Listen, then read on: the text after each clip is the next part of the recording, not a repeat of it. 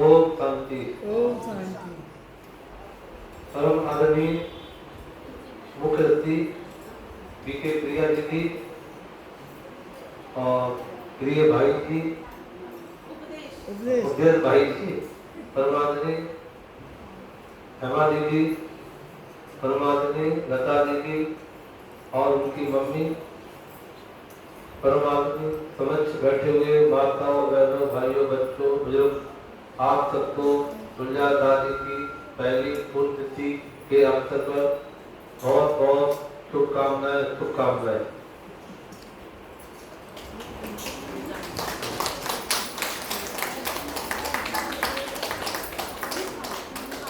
आप सभी दादी के बारे में सभी जानते होंगे।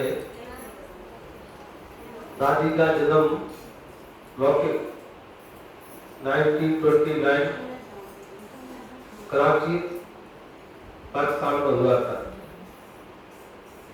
और उन्होंने शरीर छोड़ा था 1 साल पहले, सभी को मालूम है, 2021 में, लगभग 93 ईयर्स की होकर वो उन्होंने शरीर छोड़ा था।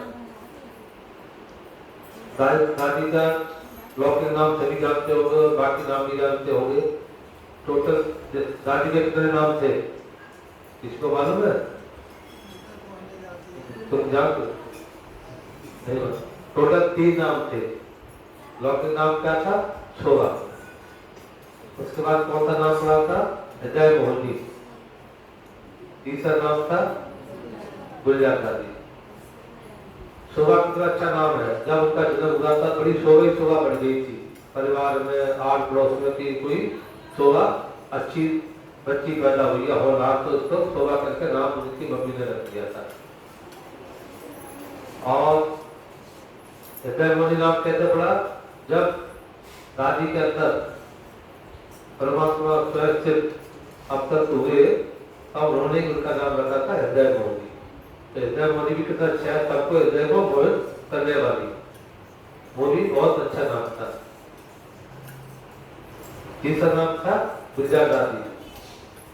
गुलजार दादी नाम किसने रखा? ब्रह्म बाबा ने, क्योंकि जब देखा थे बाबा आते थे तो गुलजार हो जाता था पूरा डायमंड हाउस। तो मतलब तीनों नाम कितने अच्छे हैं। इसी प्रकार सभी के नाम होने चाहिए। जैसा उसका तरफ था, जैसे दादी थी वैसे उनका नाम था। ये लगभग 9 वर्ष की आयु में ज्ञान में आ गई थी, क्योंकि उनकी माँ ज्ञान में चल गई थी और माँ को क्या बोलते थे? ऑलराउंडर। ऑलराउंडर कौन होता? सब काम करने वाला, तन से भी करे, मन से भी करे और धन से भी, तीनों काम करती थी वो। तो उनको बाबा क्या किस नाम से बाबा? ऑलराउंडर। तो हम लोग भी सब ऑलराउंडर बनना है, जैसे हमारे ब्रह्मदान भाई है ऑलराउंडर के, ड्यूटी भी करते हैं, सुबह आगे जाते हैं, सब काम करते हैं। तो इस प्रकार हम सब क्या बनना है? ऑलराउंडर बनना है।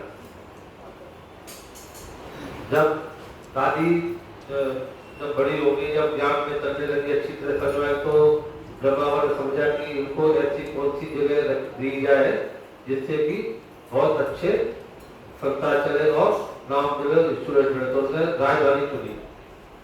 दिल्ली में उनको पांडव भवन में करोड़बाग के अंदर उनको जो इंचार्ज बना दिया, दिल्ली का पूरा इंचार्ज उनको बना दिया था। उसके बाद सेवाएं बढ़ती गई और आप सबको मालूम होगा उसकी मौसी कौन थी? रुक्मिणी दादी, जो कि देवरी गार्डन की सब जो इंचार्ज थी, वो उनकी सगी मौसी थी। मतलब कहने का मतलब यह था कि उनके खुद में ही पूरी संस्था सेवा के मतलब मन से भरी थी कि पूरे सभी सेवा करते थे। समग्र थी, माँ भी थी, मौसी भी थी और भी होंगे, उसके बाद में मैं नहीं जानता हूँ। लगभग ये लगता है कि पूरा परिवार ही मिलकर था इसके अंदर, अपने ज्ञान के अंदर है। अब जब दादी बड़ी होती गई, सब करते रहे, तो आपका सबको मालूम है कि दादी ने क्या क्या किया, सभी अच्छी तरह जानते हैं कि गुलजार दादी भी इतनी प्रिय थी। मैं अपनी बात बताता हूँ, मेरे को सबसे ज्यादा प्रिय कौन थी? गुलजार दादी। क्योंकि मैं लगभग 3 या 4 बार स्टेज पर दादी से कुछ मिला बाबा के टाइम पर, जब बाबा के तरह में आते थे। लास्ट में लगभग 5 इयर्स पहले बिफोर, जब दादी को आया तो मैं लास्ट रिबन रिबन दिया था रेड वाला कि वो लगा के जा सकता, तो मुझे उसमें मेरे सब आगे से मुझे रिबन मिला और मैं दादी से मिला। उसके बाद बाबा आएंगे क्योंकि वो दस्तक क्या है उसका दिन उनका वो शरीर खराब की और काम नहीं किया, तो इसके बाद बाबा बदली हो गए।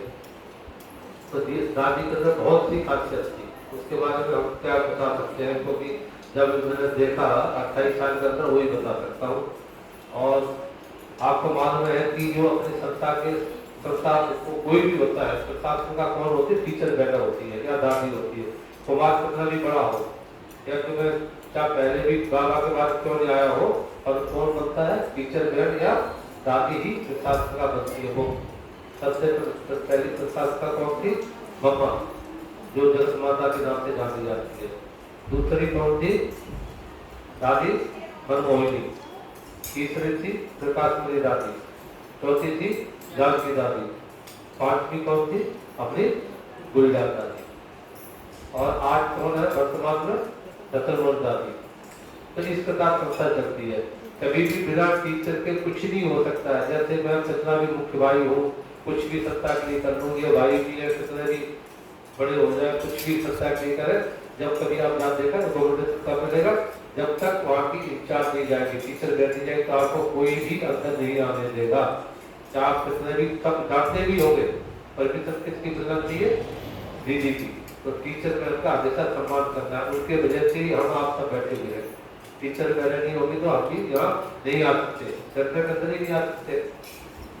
तो टीचर वगैरह का हमेशा सम्मान करना है, कहीं की भी हो, चाहे आप मधुबन जाते हो या ओआरसी जाते हो, आपकी कहीं भी फंक्शन होता है, कोई भी टीचर वगैरह हो तो उसका सम्मान करना है। उनकी वजह से ही संस्था चल रही है और चलती रहेगी। जब टीचर वगैरह नहीं होगी तो ये संस्था नहीं चलेगी, क्योंकि हमेशा कोई भी लड़की हो या बड़ी कन्या हो या माता हो या बहन हो, उनका मुलायम होती है, फिर उनका मुलायम होता है। हम लोग क्या होते हैं, आज हम लोग कठोर दिल के होते हैं, देखा होगा घर में छोटी छोटी बातों में झगड़ा कर लेंगे, पत्नी को डांटेंगे, बच्चों को डांटेंगे, कुछ भी कर सकते हैं। तो इसलिए बाबा ने क्या सोचा था कि ये संस्था कैसे चलाना है, बहनों माताओं के जरिए ही चलाना है। क्योंकि पहले वो मंडली नाम रखा था स्टार्टिंग में, तो क्या पहले माता ही थी, भाई कोई नहीं था, बाद में भाई लोग आए हैं, पहले माता ही और कन्या ही ये संस्था को चलाती। तो इस प्रकार हमारा कहने का भाव यही है कि हमेशा टीचर बहनों का और वैसे भी माताओं का, बच्चियों का हमेशा सम्मान करें। ओम शांति, ओम शांति।